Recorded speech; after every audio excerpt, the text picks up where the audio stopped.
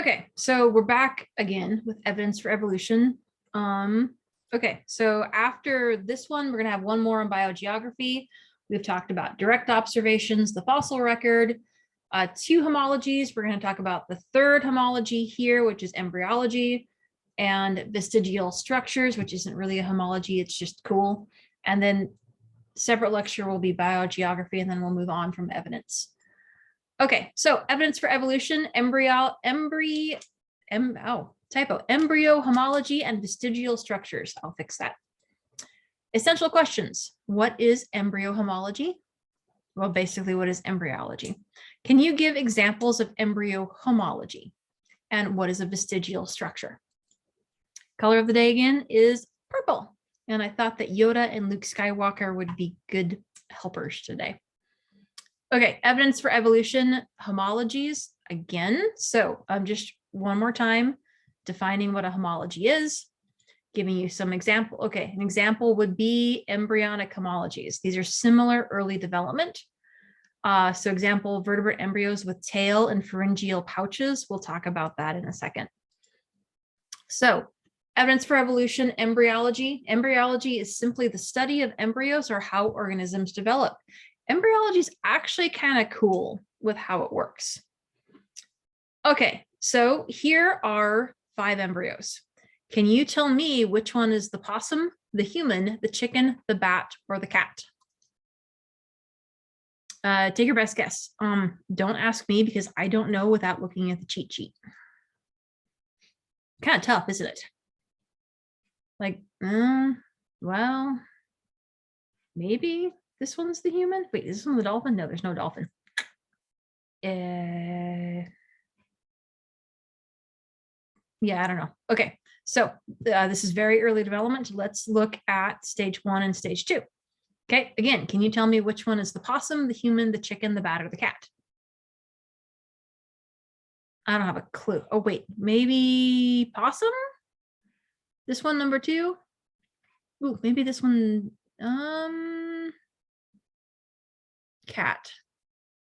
Maybe, yeah, I don't know, guys. I have to look at the cheat sheet. If you can figure this out without the cheat sheet, you're much cooler than I am. All right, so this is the breakdown. Wow, I thought that was the bat here. I was way off. Okay, this is the chicken. This is stage 3. This is the possum. Woohoo, I got one right. Ooh, I got 2 right. This is the cat, the bat, and the human. So basically, all this demonstrates is that embryos at very early stages of development actually look super similar, and they even have some very similar structures that develop and then stop developing and regress. So 2 of these examples are post-anal tail and pharyngeal slits. So these are gill slits here, and this would be a post-anal tail. The embryos of various groups of vertebrate animals shows, hang on, I forgot to turn my captions on, sorry guys. Shows they are all share in early development, such as gill slits and a tail.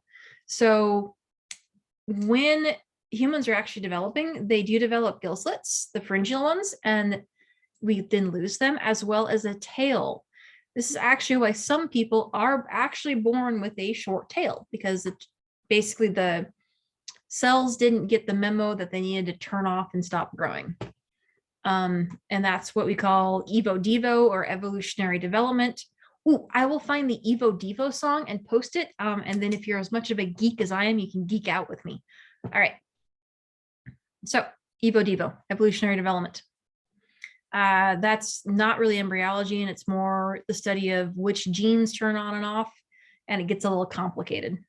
Okay, it gets really complicated. Okay, vestigial structures. Vestigial organs are structures with little or no use. They're just kind of hanging out like, here we are. We really don't know what to do anymore, but we are here. For example, flightless birds, ostriches, emus. They are flightless, but they still have wings and long legs to kick you with. All right, having it doesn't help or hurt you. So they kind of hang out. Natural selection doesn't really eliminate it. There's no pressure to act on the elimination. So there's no benefit to getting rid of it. Really good examples in humans are your appendix, your wisdom teeth. So wisdom teeth used to be useful because we chewed really hard food and our rear molars would break down in life. And then later on, our wisdom teeth would come in and kind of give us a second set of teeth so we could chew food, get nutrition, and live longer and have more offspring. Okay. Yeah, now they just kind of get in the way. And you usually have to go have them removed if you have wisdom teeth. Some people actually never have wisdom teeth anymore, but there's no pressure to eliminate them. They just kind of hang out. Same with ear muscles. So I can actually wiggle my ears a little bit, which just completely freaks my nephew out. He also thinks it's hilarious. But yeah, so basically see if you can wiggle your ears and you've got vestigial ear muscles. Another good one, there's a video that will talk about it. There's a tendon. That's all I can think of at the moment. Okay, so let me know if you have questions. Oh yeah, I forgot. There's the appendix, there's your wisdom teeth, and that's it. Well, your appendix is kind of like down here, hanging out. There's your large intestine, your cecum, and yeah, your appendix doesn't really do much. Okay, again, see you later. I won't drink any more coffee for next time. I'm probably lying though. Bye.